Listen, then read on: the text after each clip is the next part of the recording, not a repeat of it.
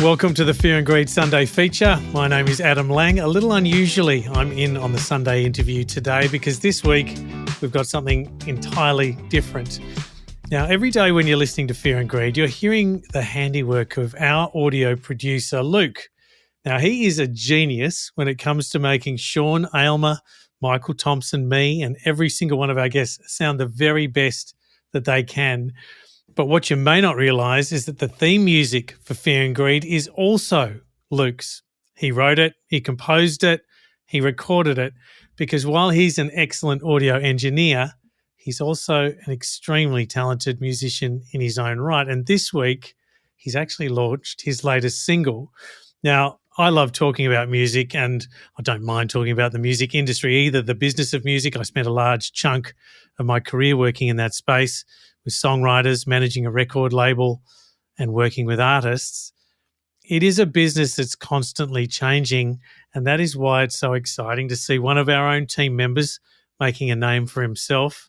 What Friends Do is the new single from Luke St. James. It's out now. I'll share it with you shortly and where you can find it on Spotify as well. Luke St. James, welcome to Fear and Greed. Thanks so much for having me. And welcome to the other side of the microphone, Luke.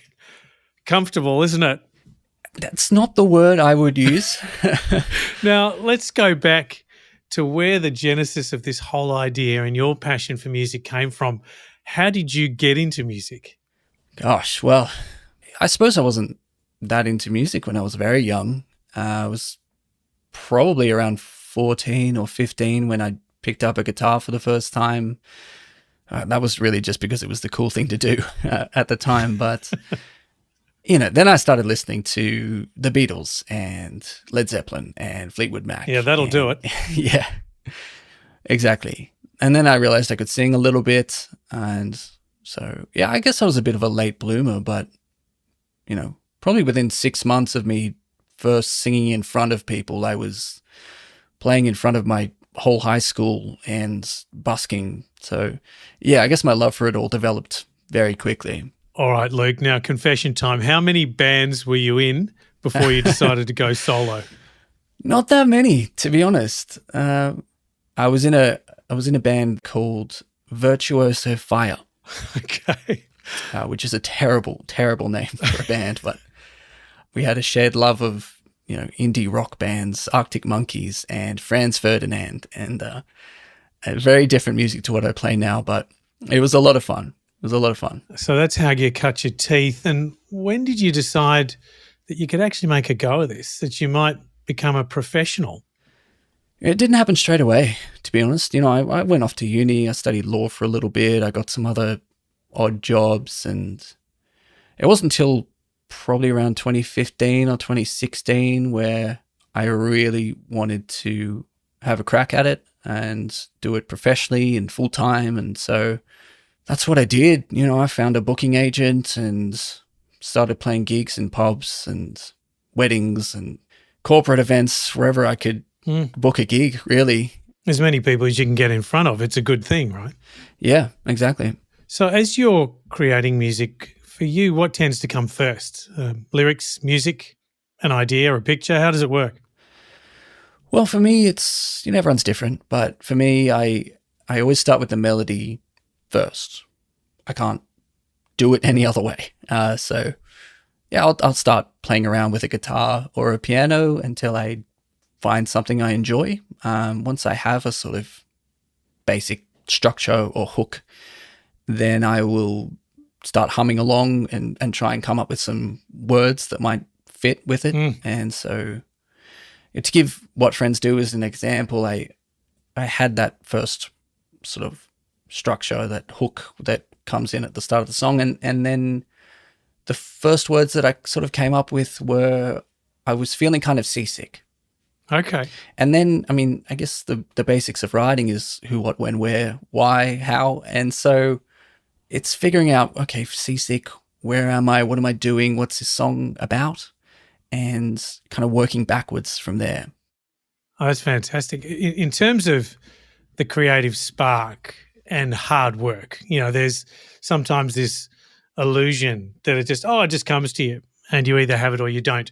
But to you, how much of it is ideas from somewhere and how much of it is work? It's definitely a bit of both, I think. Sometimes songs will just come to you. Sometimes at the very worst possible moment as well. I've had songs that have just popped into my head at 2:30 in the morning, and I've had to go up and write it all down before I forget it all. But yeah, I think it's important to just put in the work, carving out time in your day to practice or to write or just play around. Sometimes the magic will happen for you and sometimes it won't. But if you keep showing up, I think that's how you give yourself the best chance. Yeah. So beyond the music, there is so much more to turning this art form into a business. Recording is part of it. There's practice, songwriting, live performance.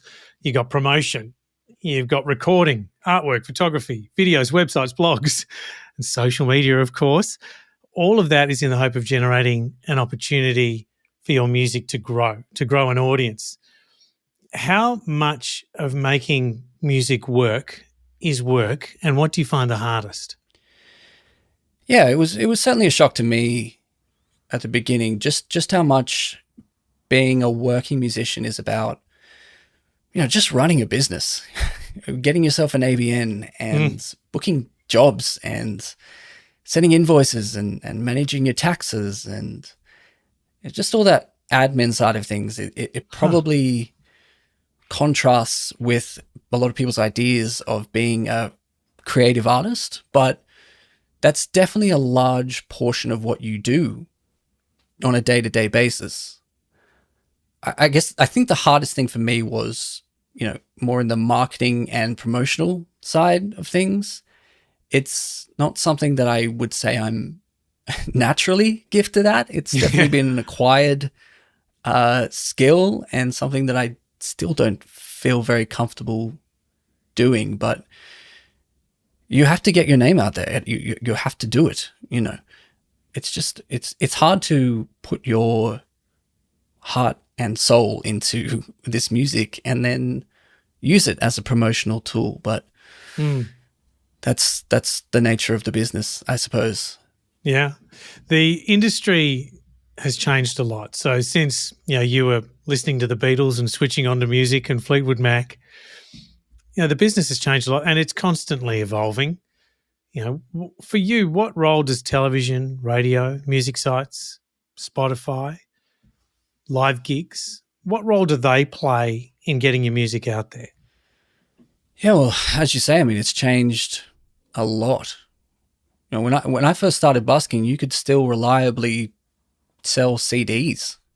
And, if I had a CD right now, I don't think I have anything in my house that could even play it. So, yeah, obviously the way we consume music has completely changed. And it's been a good thing and a bad thing, I guess. On the one hand, it's never been as easy as it is now to share your music. And that's great. On the other hand, the revenue stream from listening to that music is essentially gone. Unless you're one of the bigger artists, you can't expect to make any money off streams alone. TV and movies, if you can get your songs on there, that's a good source of revenue. But essentially, making music for the vast majority of people is now more of a promotional tool. You're not selling the song itself, you're selling you as an artist. And hopefully if people enjoy the song and other songs you do, they will come and see you play. And that's how you get your name out there. So, Luke, for the people listening today, including me, what can we do to help? How can we help you to share what friends do? So go to Spotify, listen to it, and if you like it, absolutely, hit that little love button. Absolutely. Yes. Look, I first and foremost, I hope people enjoy the song because I loved making it. But yeah, if they do, then it would be great if they spread the word and shared it with others. You can follow me on Instagram, or I have a website where I share when I'm playing gigs next, and keep in touch. Musical references are always dangerous, but when I first heard what friends do, it there were elements that reminded me of Gautier, Somebody That I Used to Know, which is for me, one of the most impressive Australian songs of all time. And so when I heard your song, What Friends Do, for the first time, it is so musical and so beautiful, as well as some really insightful lyrics. I loved it. And then I listened to it again. I purposefully didn't listen to it a lot because the more you hear something, the more you can love it. I've listened to it twice now, and the second time I enjoyed better than the first. It's a really great song, Luke. Congratulations and good luck with the launch. Oh, thank you. Thank you, Adam. And I want to say that you and Sean and Michael have been so supportive of me and my music, and you've made it a whole lot easier for me to get all of this done. And a big shout out as well to Ev Jones, who helped produce the song. He's a phenomenal producer, and he got this song sounding, in my opinion, really, really, really good. So thank you to him as well. Luke, thank you for talking to Fear and Greed, and all the best for the release of What Friends Do. Thank you. That was Luke St. James, part of the Fear and Greed team and the singer-songwriter behind the great song What Friends Do.